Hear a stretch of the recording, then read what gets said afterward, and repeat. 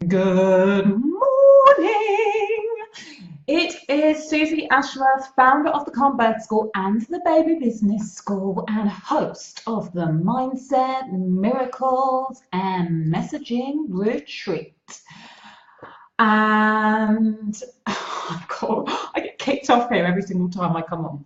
And I wanted to hop on quickly this morning to ask you the question: how are you talking to yourself? This is something that we kind of know, but I think it's really, really easy for us to lose our focus and allow our mind to run away with ourselves and have lots of negative self-talk.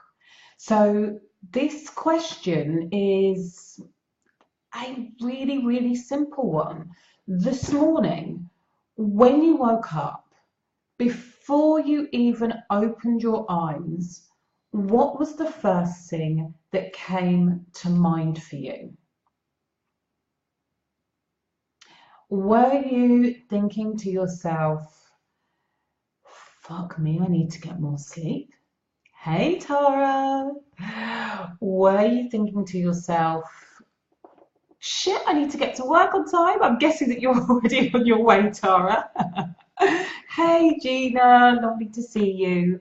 I'm asking you I'm asking you a really simple question. How are you talking to yourself? And I'm interested to know, what were the first things that you thought about before you even opened your eyes? What were the next things you thought about after you opened your eyes and put your feet on the floor?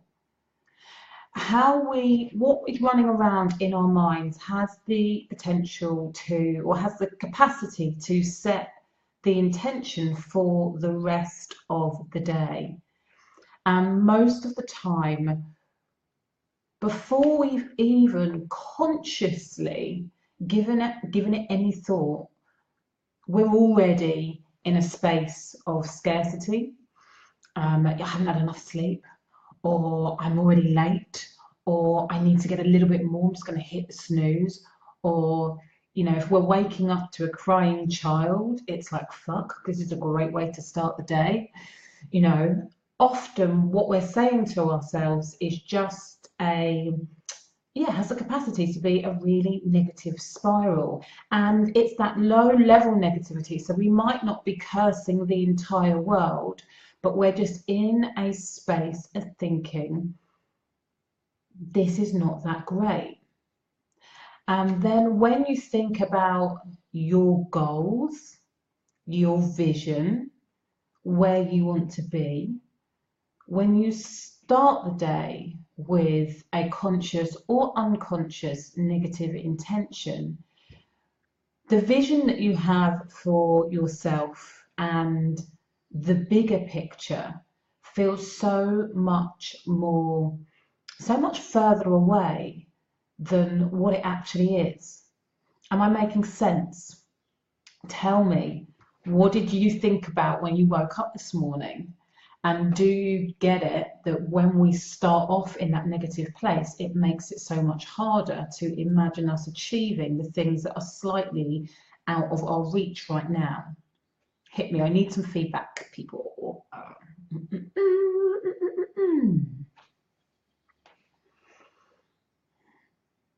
I'm not talking till you start typing. Hit me.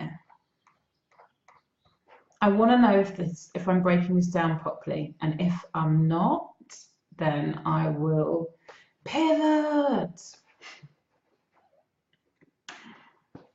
Oh, it's bugging me. I can't see your comments. The main point is that I want you to emails. Yeah, not a great way to start, because that means that you are not one. You're being reactive rather than proactive. You're letting somebody else set the tone for what you are going to be doing for the rest of the day, which means that you're out of control. Before I look at my emails, and now even before I go on Facebook, which is challenging for me because it's really easy. I pick up my phone to look at the time when I wake up. Before I do that, it's a whole, what am I grateful for? I'm so happy and grateful that I've had a good night's sleep. I'm so happy and grateful that I'm awake. I'm so happy and grateful that it's going to be a great day. Today's going to be an amazingly awesome day.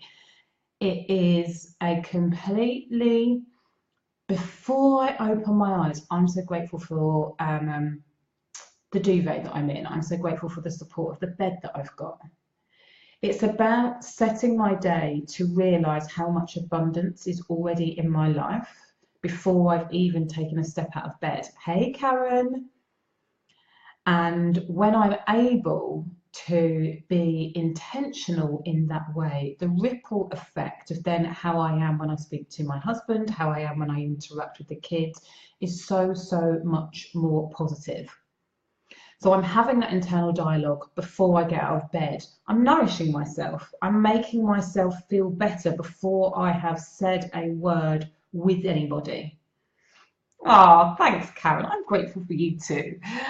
And then when I come downstairs, at the moment, as I said in my newsletter this week, I'm doing guided meditations because it's helping me with my focus. So again, all of the things that are going on in my mind, even when I'm kind of run off, my mind kind of wanders, I come back to the positive things that I'm putting into my head. And then once I've done 15 to 30 minutes of that, hey, Ashley, I'm then writing out my list of things to be grateful for, another 50 things. And it's all about programming my mind and my attitude to recognize the abundance that's already in my life. So then when at 7:15 the kids get up, and I can hear them upstairs screaming and shouting, and I'm feeling my vibe diminish slightly as I've kind of set out these great intentions, even though I feel myself dip as I'm kind of literally listening to my 6-year-old son scream, all of the work that I've done in the hour beforehand means that the momentum is on my side. All of the positive things that I have been saying to myself mean that the momentum means that even though I've dipped a little bit, it's much easier for me to get back up into that space of gratitude, appreciation, and positive expectancy. Does that make sense, peeps? So way before I've had a conversation, way before I've looked at an email, way before, when I'm being a good girl, I've looked at Facebook, I have programmed myself to notice and expect positive things to happen. Now, when you think about this on a daily basis, that's great. We don't have to always be thinking about our bigger vision and our future self and our highest self. But when you are used to training yourself into this positive expectancy, on a daily basis, when it then comes to your bigger vision, the highest vision, that big dream that you have for yourself, that big business goal, whether it is to have 100,000 downloads on your podcast, whether it is to set up a new organization that's going to absolutely revolutionize the hypnobirthing world, whether it is just to get regular clients on a consistent basis, when you then think about your big dream, you are so much closer to that on a vibrational level. Does that make sense? Like our energy dictates everything that is happening around us. So whether we like it or not, when we're in those dips and we're feeling low, at a low ebb, we are much more likely to notice and respond to things from that low ebb of energy. When we are much higher, because of the positive expectancy we've created for ourselves in the way that we talk to ourselves, when your kids are going fucking mental in the background, rather than responding it to from that low ebb, you are able to respond to it from that higher ebb. So that stuff doesn't affect you as much or disappears much more quickly. I'm not saying that it doesn't happen, but it doesn't affect you as much. Then when you think about your big goals, which you don't have to be thinking about all of the time, but for sure, taking 2 or 3 minutes out of your day to imagine yourself in that space where you have already achieved and succeeded at what you're aiming for, you're so much closer to that vibrationally, which means that it's much, much easier and you are much more likely to be able to call that into your reality so much more quickly. Does that make sense? Having a look, Jean, Karen. I'm not good at getting up in the morning, so getting up early to do this isn't easy for me. So what I would say, Karen, is I don't believe that there is a difference between morning people and afternoon people, but you know, it's just a choice. It's about looking at what's going on and saying, do I want to consciously create the life that I desire, or do I want to unconsciously respond to the things that are going on? If you're happy with where things are, then you don't need to get up any earlier. If you are not happy with how things are, then you need to change things up. You need to do things slightly differently. And actually, even if you're not getting up at 5 o'clock or 6 o'clock or 7 o'clock in the morning to do this stuff, which for me it works because I need the house quiet and I like the house being quiet, actually, even just changing the things that you say to yourself before you've opened your eyes, not allowing yourself to go down the rabbit hole of all of the things that you have to do, or all of the things you didn't get done yesterday, or all of the shit things that you're anticipating, but just thinking differently in that minute before you open your eyes can be absolutely transformational. I'm just so grateful for my bed. Yeah, well, you need to externalize that. You know, say it to yourself, make it active gratitude rather than passive, because also that makes a difference. So what I want to say to you is how we're thinking about things on a daily basis impacts how easy it is for us to manifest our big dreams and goals. We have to be able to see ourselves achieving what it is that we desire, and that starts on a very, very basic level by talking to ourselves positively every single day. So I invite you, I challenge you to be mindful about your self-talk, and if you notice yourself going down that negative rabbit hole, pick up your affirmation cards if you have them or you use them, or you know, write your own affirmations down.